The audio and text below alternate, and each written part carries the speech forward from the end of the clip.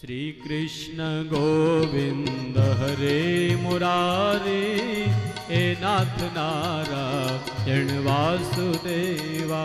श्री कृष्ण गोविंद हरे मुरारी हे नाथ नारायण वासुदेव। भक्ति सुतो तरुणो गृहीत्वा प्रेम करो पास जा विलास। श्री कृष्ण गोविंद हरे मुरारी नाथेति नामा निमुहर वदन्ति। श्री कृष्ण गोविंद हरे मुरारी हे नाथ नारायण वासुदेवा। श्री कृष्ण गोविंद हरे मुरारी नाथेति नामा निमुहर वदन्ति। श्री कृष्ण गोविंद हरे मुरारी हे नाथ नारायण वासुदेवा। ओम नमो भगवते वासुदेवाय। ओम नमो भगवते वासुदेवाय। ओम नमो भगवती वासुदेवाय। ओम नमो भगवती वासुदेवाय। ओम नमो भगवते वासुदेवाय।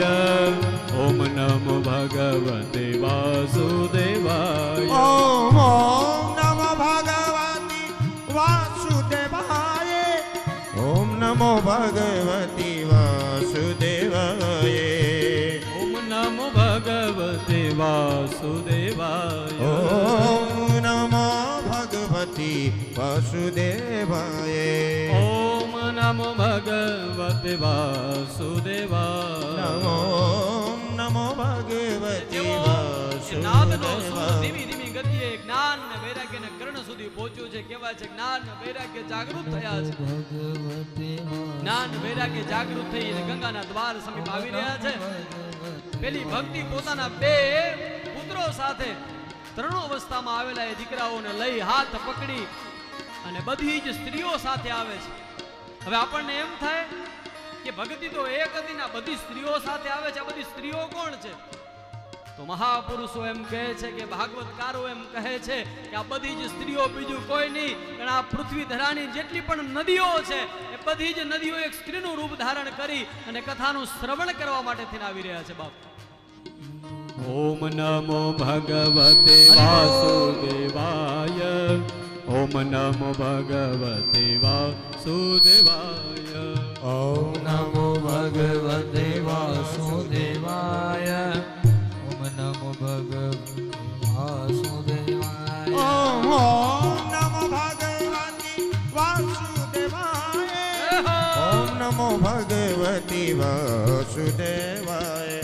ઓમ નમો ભગવતે વાસુદેવાય. ઓમ નમો ભગવતે વાસુદેવાય. ઓમ નમો ભગવતી વાસુદેવાય. ઓમ નમો ભગવતી વાસુદેવાય. ઓમ નમો ભગવત વાસુદેવાય.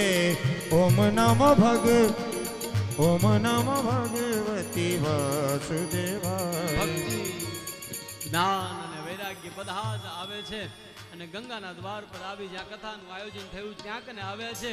આવી અને ભક્તિએ પ્રશ્ન કર્યો છે કે બોલે મહારાજજી અમે આવી ગયા છે.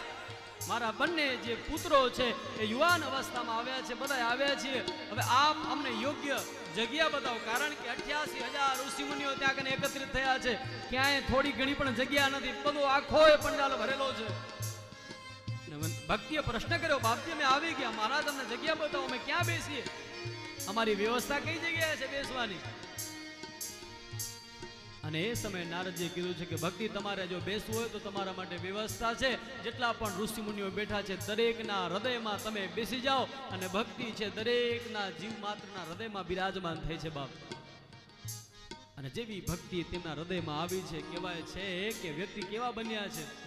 सकल भुवन मधिये निर्धनस्ते विधान्य निवसति हृदये सा શ્રી હરિ ભક્તિ રેગા હરિરપિ નિજ લોક સર્વથા તમ વિહાય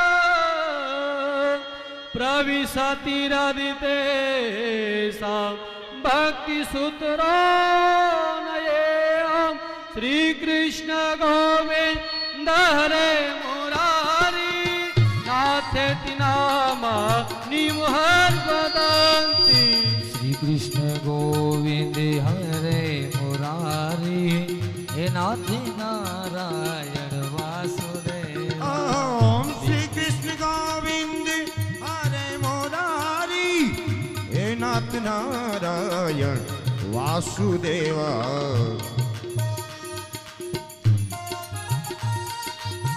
હરિ જાહે શ્રી રાધે હર હર ગંગે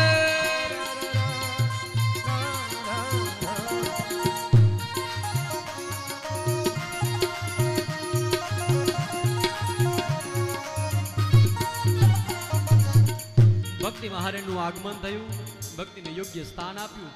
કહેવાય છે કે સકલ ભુવન મધ્યે સમસ્ત ભુવન મંડળની અંદર જે વ્યક્તિ નિર્ધન હતા એ પણ ધન્ય થયા અને ધનવાન થયા. કારણ કે ભક્તિથી વિશેષ બીજું કોઈ મોટું ધન આ જગતમાં છે જ નહીં બાપ.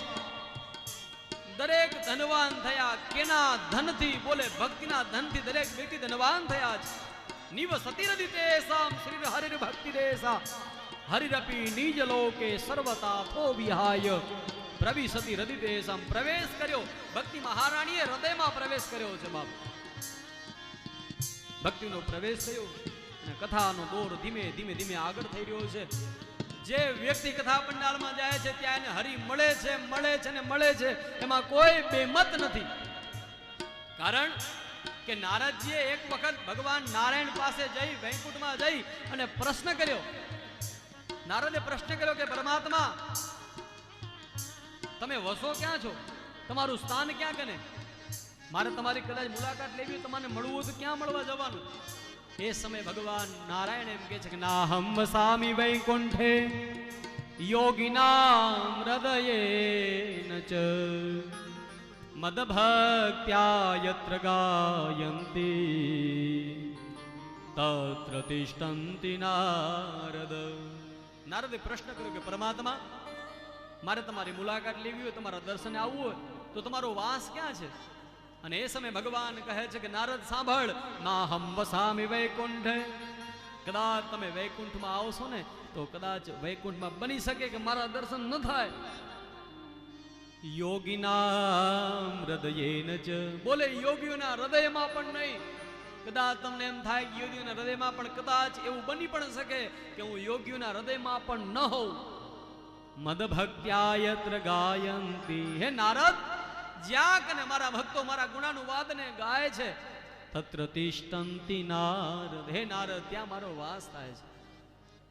માટે ભરોસા સાથે કહું કે આપણે જ્યાં કથા પંડાળમાં કથા સાંભળીએ છીએ, આ કથા પંડાળમાં ક્યાંક ને ક્યાંક ખૂણે ખચકે આવી મારો હરિ, મારો શ્રીધર પરમાત્મા ક્યાંક ને ક્યાંક આપણી કથાને સાંભળતો હશે.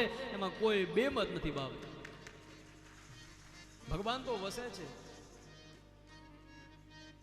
જ્યાં જ્યાં કથા થતી હોય, આવા ગુણાનુવાદ થતા હોય ત્યાં પરમાત્મા. અને પરમાત્મા છે બાપ, પરમાત્મા હશે, પરમાત્મા દ્વારા જ તો જ આપણને આનંદ આવે છે. કથા સાંભળીને કેવો આનંદ આવે છે? આવે છે કે નહીં? કયો ખરા?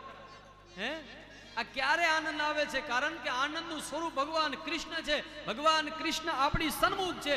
એને જોઈને આપણે કથા સાંભળી રહ્યા છીએ તો આપણને પરમાત્માને જોતાને જે કથા પરમાત્માની સાંભળીએ કેમ આપણને આનંદ ન મળે બાપ? એ હરિ છે અહીંયા કને, પરમાત્મા વસેલો છે અહીંયા કને.